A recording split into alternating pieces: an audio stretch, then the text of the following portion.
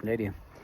Sot do të flas për një temë shumë të rëndësishme, të cilën duhet ta dëgjojnë dhe ta shikojnë dhe ta ulumtojnë edhe vetë secili. Në këtë vend kaq të bukur këtu, të mrekullueshëm, para perëndimit të diellit. Por le të filloj të flasim pak për temën që kam drejtë të flas sot. Do të flas sa më shkurt tjetë mundur. Okej.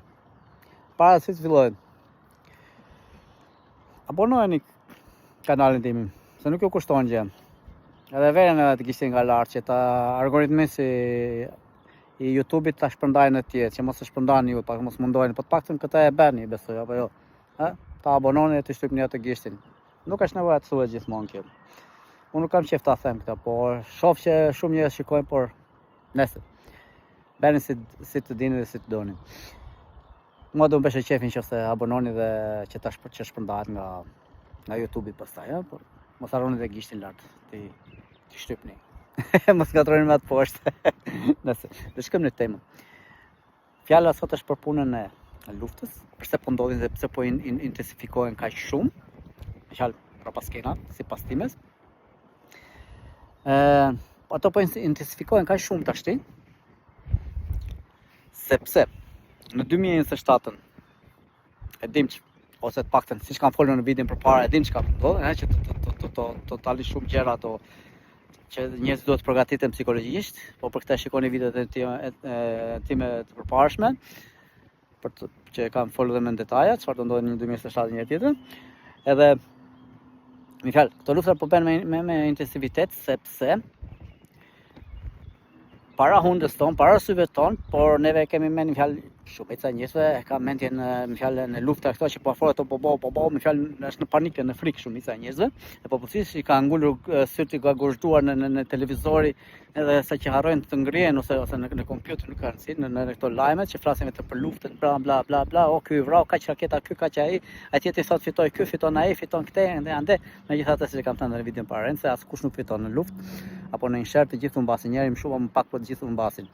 Kështu që është budallikshëm. Prandaj duhen zgjuar edhe në këtë drejtim, por intensiviteti që ta nxjerr atë fjalë, ta nxjerr në krye, se siç e shihni unë nga një tek në tjetrën, është që këto që po na bëjmë, që po ndodhin para syve dhe para hundës tonë, që nuk po i shohim, nuk po ashtu, janë për të patur sa më shumë kontroll mbi njerëzimin, duke hequr paranë në fat, paranë në dorë, paranë në xhepit.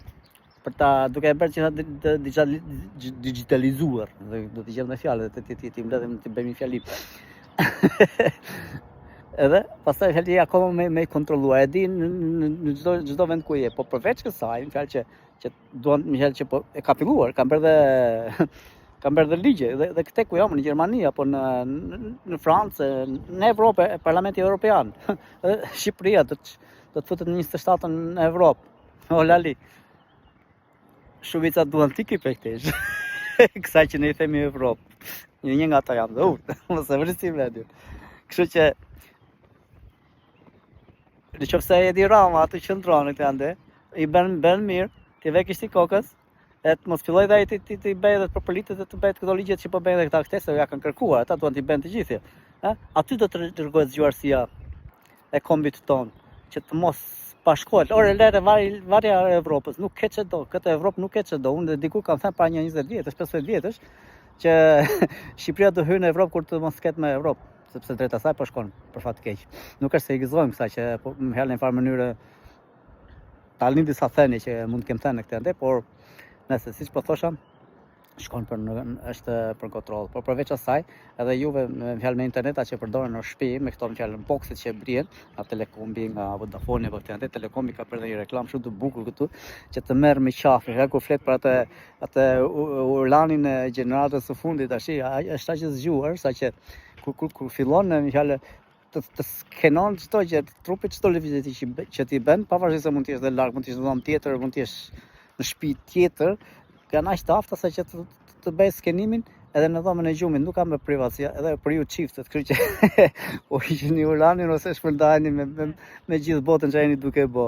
Kështu që këto gjëra janë që po ndodhin dhe janë duke ndodhur intensivitikisht këtu në këtë realitetin e këtushëm, në këtë realitetin që po dëgjoni dhe po shikoni në këtë video. Kështu që sa më pak frikë, filloni të mendoni, filloni të zgjoni dhe drejtoni dhe orientoni energjinë dhe këndvështrimin tuaj në gjërat që doni dhe jo në ato që nuk doni, sepse me fjalë energjia duhet përqendruar atje ku bën mirë për ne. Sepse me energjinë tonë edhe krijojmë, jemi krijuesa, por këtë e kam thënë në videot e tjera përpara. Prandaj njerëz, në fundit, mirë është të filloni të mendoni vetë, po keni filluar bëhet qefi shumë, po s'keni filluar, filloni, se më mirë vonë se sa kurrë. Kalofshi mirë. Të qofshi.